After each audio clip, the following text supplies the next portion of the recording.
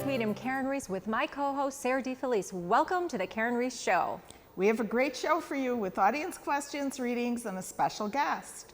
Recently, I had an opportunity to appear on the Travel Channel with the show Ghost Fate.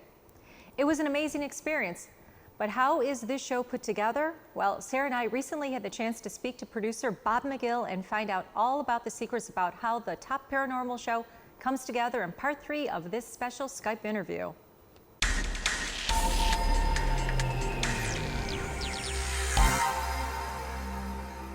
You know, in regards to the hood and the use of that, I feel like in my experience, there's been a correlation between taking away someone's sense of sight and forcing them to feel a connection with what's happening in the room, forcing them to carefully listen. I mean, the saying, "my eyes play tricks on me," comes from somewhere. When you're looking for something, you'll see something even if it's not there. I want to take that out of the equation and force people to feel and hear what's going on in that space. There's also a correlation between fear and paranormal activity. I've seen it. When you put someone there and they're afraid to be there, but they still know that they can hear my voice and I can carry them through that process, there seems to be more activity when they're afraid, when their heart rate is racing. And that definitely does that when you take away their sight and you make them trust that whatever happens in that environment, they're going to have no choice but to survive through that. It's basically immersion therapy. When it comes to the actual material used, a lot of people say, why is it burlap? Why isn't it silk? Or why isn't it cotton? That material came from somebody from a long time ago that was in my life that I worked with. And they were actually using that very material to sort of protect something from what they felt was evil or unkind entities and spirits. And that's where the idea came from. When the hood was made, it was made out of that exact material that was given to me. Wow. So it's much more complicated than just, we're just putting a scary looking hood on somebody's head. It's the elements of fear, the elements of forcing them to feel and hear what's in the room versus see it, and then the historical value of that exact material and the history and the energy that it sort of brings to the table. That makes sense. I was going to say the vibration. So that's really interesting. So when you put people into this immersion therapy and then the next step is to get rid of the entity, if you could elaborate on that. If you've seen the show, you'll see that we do monitor them. We are able to see what's going on around them. We're able to hear what's going around in the room. And we're also able to talk to them and encourage them and help empower them, which is really the end goal. You know, a lot of times you'll see people start like this, where they're literally physically protecting themselves from whatever's there. I've actually, and it doesn't always make it to an episode because they're only 22 minutes, like we said, I'll say, hey, are you willing to like reach your arm out or reach your hands out? A lot of people won't do that at first because they feel protection in staying like this. What you'll notice with body language as time goes on, a lot of times that fear turns into strength and empowerment, and you're not going to do this to me. I'll encourage people, just like in a therapy session, you know, I want you to tell whatever's there that whose home this is, whose land is this, whose room is this, and how do you feel about them making your family afraid or making you afraid. And what that is literally, a lot of people say, oh, you know, you're just putting them in a dark room, putting a bag on their head. That's not nice. It's so much more complex than that. We spend days there helping them understand what's going on, talking them through that in a way that empowers them.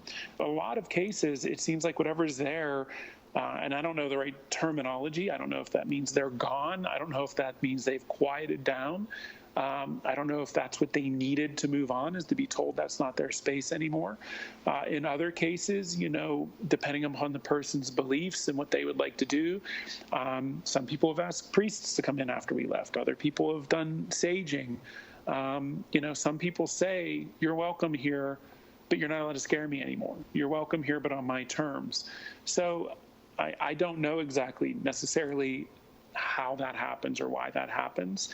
but we've put faith and trust in the process, as have our clients, in bringing in people like yourself that have a deeper connection with what's there. Has proven to be very helpful. And at the end of the day, most of the time, I would say like 7 out of 10 times, they say that they're not afraid anymore and they don't hear anything or see anything.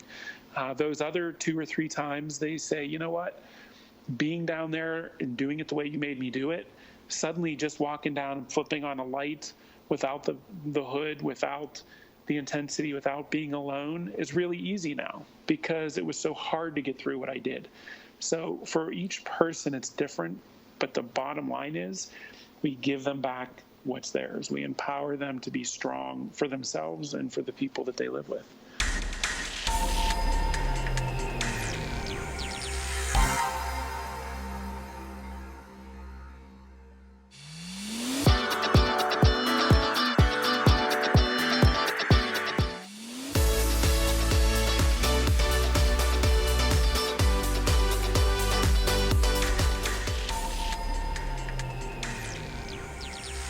Do you think we're getting more appearances because you seem, because there's more negativity going on these days in the world? He definitely is picking up his pace. Yeah, because that's what it appears.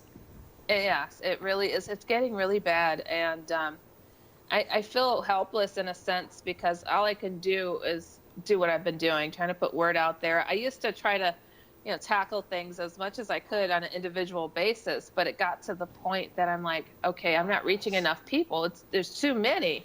So then I started doing the radio and I'm like, okay, there's too many. So now I'm like hoping to get into doing the television thing. And, the thing is for me, people think, oh, you do this for notoriety. Oh, you want to sell your books. I'm like, look, I make a good living as a therapist. I don't need to do this. My books are sitting on Amazon Prime free for anybody with the Amazon Prime membership. And it's like, it's about saving the souls because we're kind of losing this battle right now. And it's disturbing to me. And a lot of people are like, oh God, Heidi, things are so bad out there. This world has got to end. I said, no, we can't. We're going to lose too many people. We got to fix this first. And then it could end. That's okay then. What's your primary suggestion for defense against this? So you have to build up your defenses in your home. So you have to protect your environment. And I tell people, bless your own space. Bless where you live, where you lay your head, and put up that protective barrier. Heidi, we used to call that entity the devil. He calls himself that too. I was wondering, is this a manifestation of that same entity? He will say his name is Scratch. That's an Old Norse term for the devil.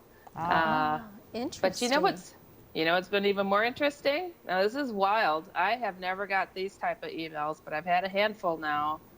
And I always ask people, well, how'd you find me? Sometimes they're like, oh, I just typed in, man in a hat, And they're just like, what do you mean how I found him? He told me his name was Hat Man. He's using the name I gave him? What? Wow.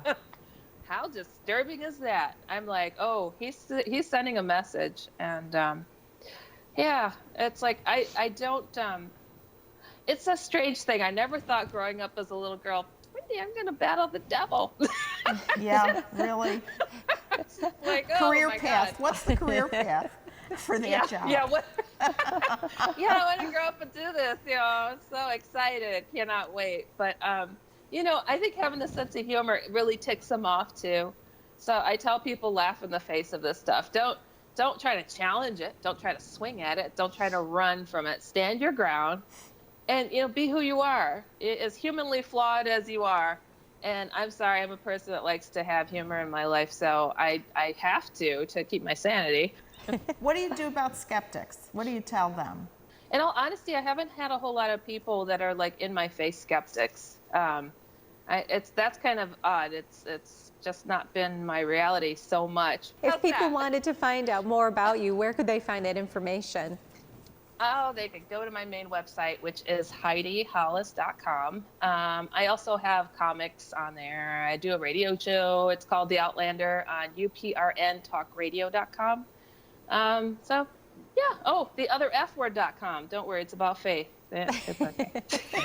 I was like, how do I get people to build up this reflection of this evil guy is to dig down and find that mustard seed of faith.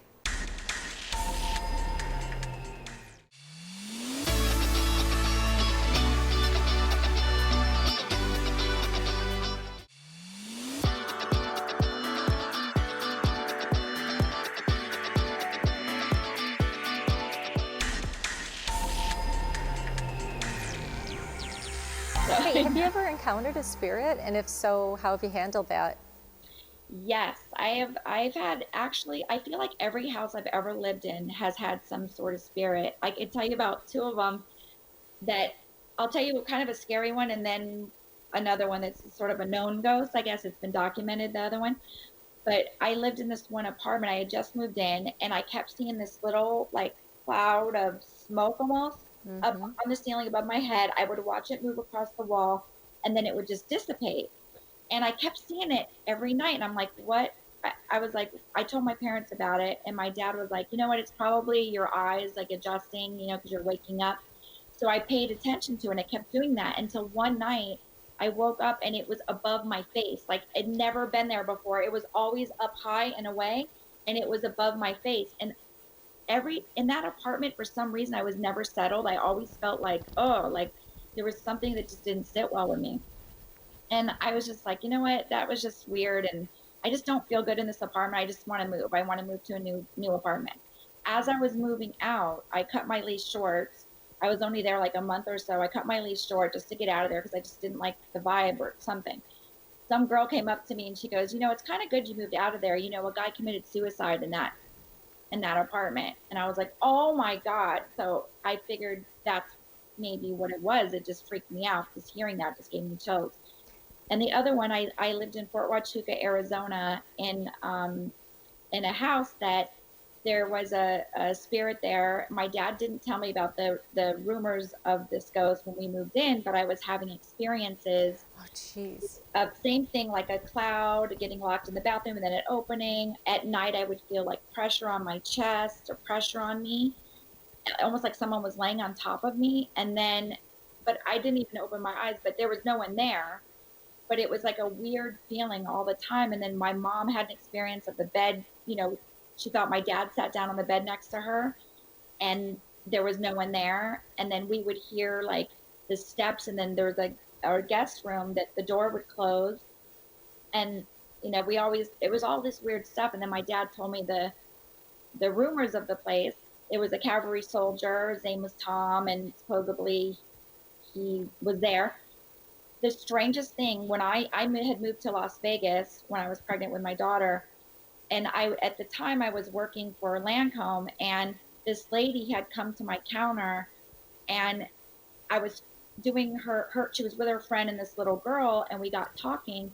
She lived in the house that I lived in and encountered this ghost, and her friend lived in the other house. It's a very known ghost named Charlotte that lives in the house. It was a few down. It's documented. I mean, it's all over the internet. And she talked to the ghost. The other girl actually saw the ghost. I never saw him. I just felt him and saw like a cloud thing at one time in the bathroom. But other than that, I feel weird telling the story, but I think I can tell you. What was your first clue? And so that was interesting that what are the odds that somebody would come to my counter that lived in the house that saw the same ghost, that knew about the ghost, and everybody that's lived there before or after me, same stories.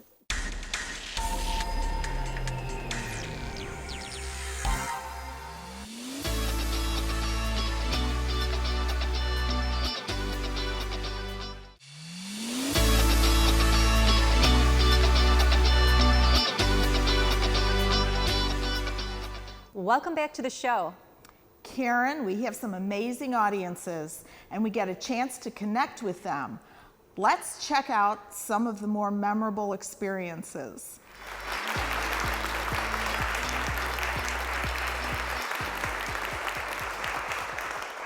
Okay, tell everybody your name so the audience can hear you. Dawn from Cheektowaga.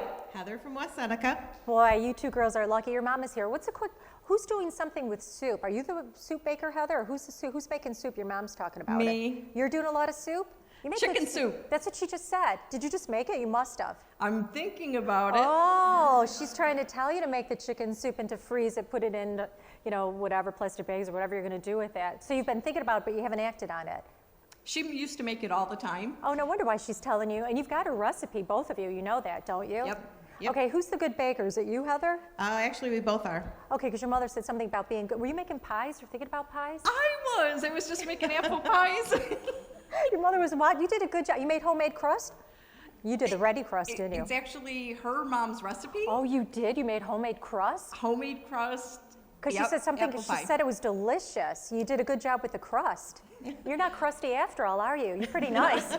I hate doing the crust. That's like the worst part. Oh, I buy ready crust. It's just so nice when you have to make it. The filling's good, yeah. But your mom said you did it, no wonder. So you typically use like ready crust or something, but this time you went all out and you did the homemade. I did like 4 of them all at once. You did? Yeah. You like pain and punishment, don't you? Like rolling it was horrible. I'm like, who does that? who does that? Who irons? Who does any of those domestics? Your mom's laughing, but you said you did a good job though. Yep. Yeah. Now, the two of you are supposed to go on a vacation together too. Oh, where are we going? Yeah, where are we going? Your mother's laughing. She said the Caribbean too. Oh, nice. So have you talked about that yet? No. Yeah. Well, she's talking about that. So you've been slacking on the chicken soup, but so far you're in her good graces because you made the pie with the homemade crust. And she said, no, she said, I see a trip in the future to the Caribbean. So the two of you will have like a good fun time when you go there. Nice. Our brother's in Florida, so we were You thinking could bring about him maybe. too. No, Florida, that's not the same as the Caribbean. Okay, so we've accomplished crust making, but geography is not your finer suit. It's okay, we know which class wasn't your best. Yeah. But anyways, yeah, your mom said to tell you, and you're gonna do a lot for Christmas this year. You need to excite yourselves about it, yes? Christmas? I don't know. Yeah. Well, this time she said yes. Have you been slacking the last few years on the holidays? Well, since she passed, we've kind of been like low key about it. And Stop, she said. It's time to have fun. You think she's in here, crying? Hell no, she's having a good time. So start baking those cookies since both of you are really good, and make sure you drop some by the studio. Did I say that? Absolutely. yes, Yes. she used to do cookies with our niece like every year, religiously every year. Well, so. guess what? You two now have to fill the shoes, just so you know. Quick question too, does somebody have a basement issue going on? Was there some moisture? Is it you? You had a problem with some water or something? What's Mom talking about? No moisture, maybe mice. Are they in your basement? I don't know. We thought they were. We couldn't find them. We were like. Yeah, but you're gonna have some moisture in the basement too. Yeah. Yeah, she said you had a problem with the basement, including some water, but she's laughing about that. Mice are cute. I had mice They're as a kid. adorable, but we didn't know where they were coming from. So downstairs in the basement, we looked like in a corner of it, and there was like a little hole, and we said, "Oh, I wonder if they're coming through that." They are, yeah. So- But it's cold. Let them in. Give them some cheese, maybe some cheesecake, since you're going to be making pies. I'm just saying. Your mother's laughing, so get to work, and this time for the next coming holidays, start having fun. Okay. Life is too bloody short. Ma says, I'm having fun at your expenses. I'm laughing. You might as well laugh. Oh, and one other quick thing. Was your dad sick recently or something, some sinus or something, a little upper respiratory? Oh, his breathing. Yeah, he's having trouble breathing. Okay, yeah, because she said something with his respiratory. Yeah, he needs to get that checked out. Yeah, it's lungs. Yeah, because she said upper respiratory, which would be lungs, your respiratory, sinus, whatever. So, Okay. Yeah, tell him to quit slacking. You quit slacking. Well, since you haven't slacked, well, you're both slackers, but get it done. Anyways, God bless you. Thank you. So, hi, are you shy? Hi? Little. Really? You? Oh, that's funny. Who used to do a lot of woodworking, or was that your dad? Or you? My dad, myself, my daughter.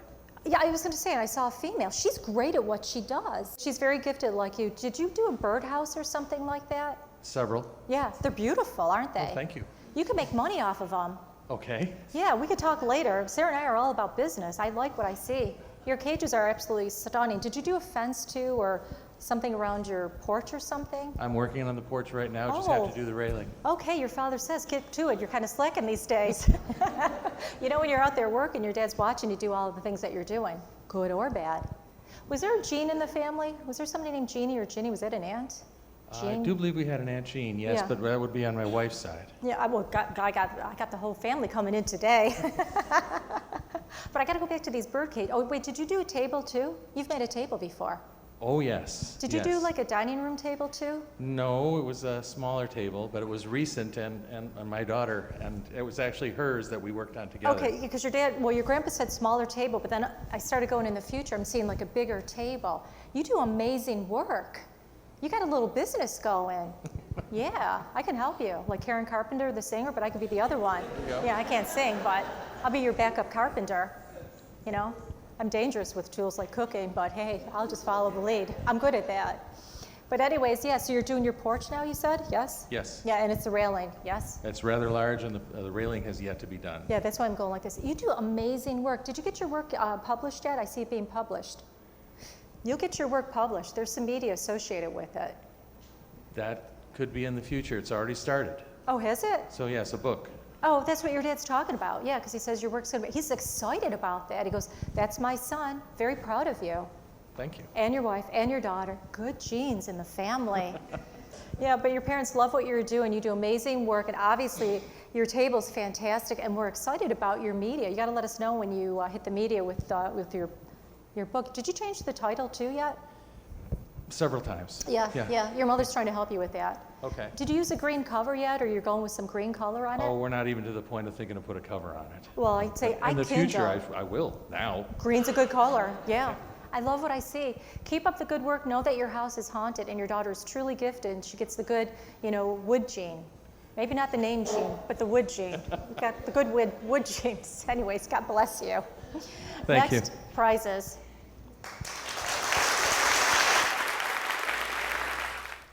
Look at you. You're so cute. Let's see if you've been a good girl or a bad girl. My name's Ginger. I'm from Hamburg. I still love that name, Ginger. And it's such a common name now if you're a redhead. Mm-hmm. I had a couple redheads in my family. Anyways, you got a lot of people starting to come in. Are you doing anything crafty these days? I just did crafts with my grandson the other day. Oh my God, yeah, I think your mom just told me that. They said you're doing a lot of crafts these days, so you're staying quite busy. He's cute, by the way. Mm-hmm. He's a ladies' man, too. He's redhead, too. Oh, that's our little Ginger. Yeah, I love red hair, don't you? It's like just so beautiful. Anyways, you're gonna find as time goes on, though, you're gonna start to explore more of your own artistic abilities.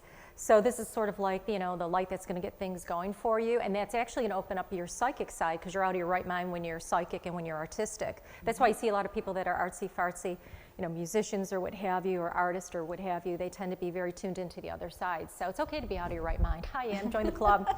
I'm there. There you go. Welcome. Yeah, I like that. Who eats bananas? Are you supposed to eat a lot of bananas? Bananas? My daughter eats a lot of You're bananas. the banana. Is that what your grandfather's talking about? You're the banana? You love your bananas. Don't you like banana bread and banana pudding too? Yeah, stand up. Yeah, I pretty much eat bananas every single morning, so. Oh, keep up the good work. You should have banana splits instead. That's what I think, and banana milkshakes. I eat those all the time too. Don't you love them? Did you make a change with work recently? I did, Yeah. yes. Congratulations. Are you excited? I'm very excited. I started there last Monday. I was going to say within the week. That's what your grandpa said. Oh my God, good for you. Thank you. You're going to do really well. Anything you put your head to, though, you're dangerous. You're that good. You know that? Thank you. Seriously, Ginger, you're your mini-me of your daughter, just so you know. Yeah, definitely. You're not going to cut your hair, are you? I am. You are? Yes. Oh, no, you're not. Oh, yes, I am. You are not. Your hair is gorgeous. You're not going to go. We just talked about it this morning. I think I'm going short. I'm going to make an appointment in 2 weeks. No, you're not.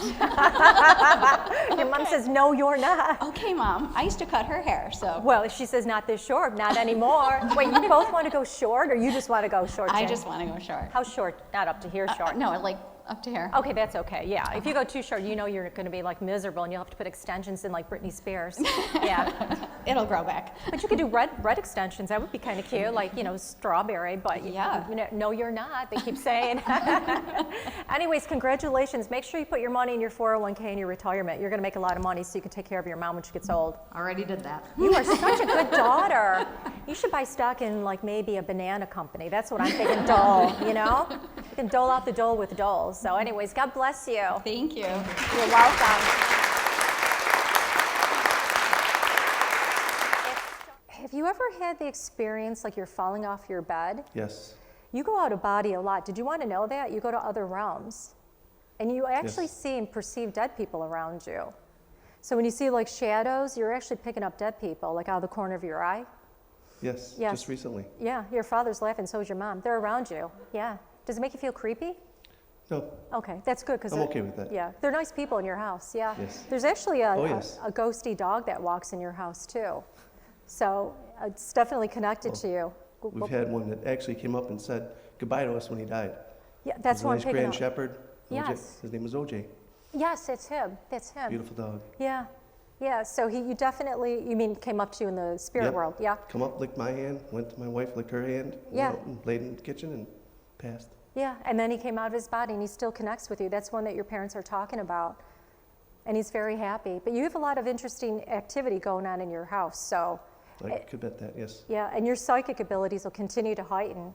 And so when you see dead people, just put them to work. And have a good birthday. Thank you. Buy your truck. God Thank bless you. you. We love our audiences and want to see you at our next taping. Go to our website, WBBZ-TV, for dates, times, and tickets. And remember, it's important that we live each day to the fullest so that we can reach our goals of health, happiness, wealth, creativity, and of course, joy. Did you live your intention today? Well, thanks for watching.